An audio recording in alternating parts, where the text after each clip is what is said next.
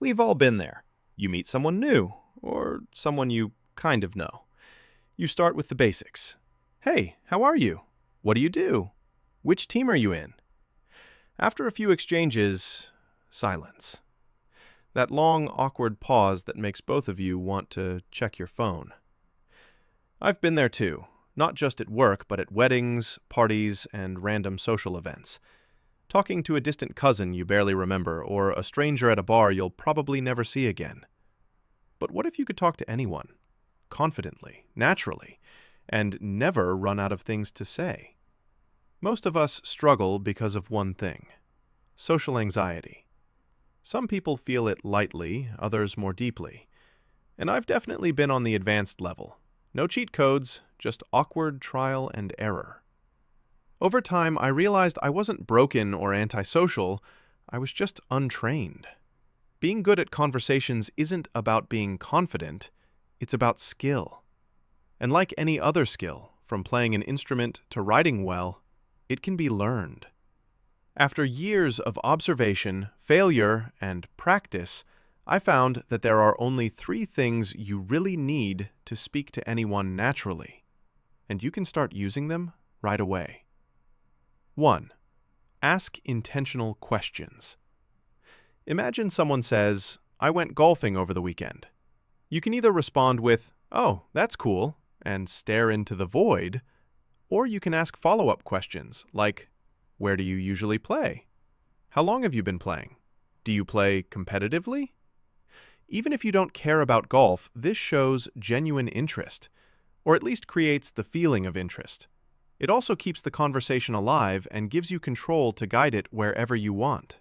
Because when you think about it, every conversation is just a chain of questions and answers, and the person asking the questions is usually the one in control. The key is asking the right questions, which brings us to the second part. 2. Listen more than you speak.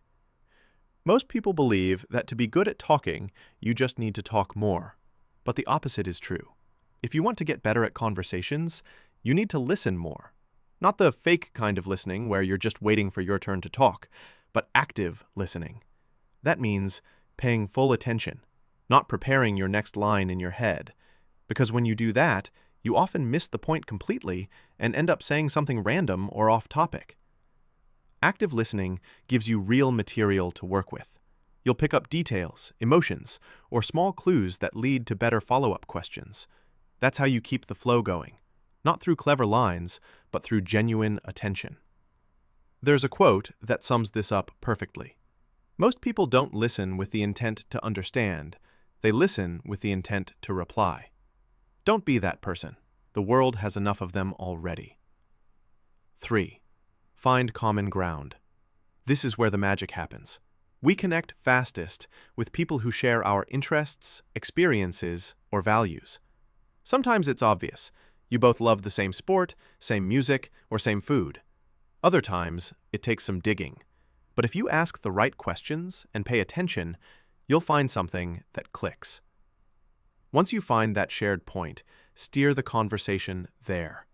Suddenly, it stops feeling like effort. It becomes natural, fluid, and even fun. Now, let's be honest.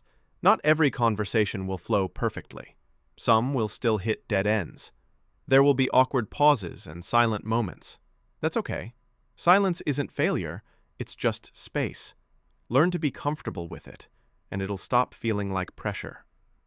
The truth is, good conversations aren't about charm or confidence. They're about curiosity, patience, and presence. If you apply these 3 methods, asking intentional questions, listening actively, and finding common ground, you'll never truly run out of things to say.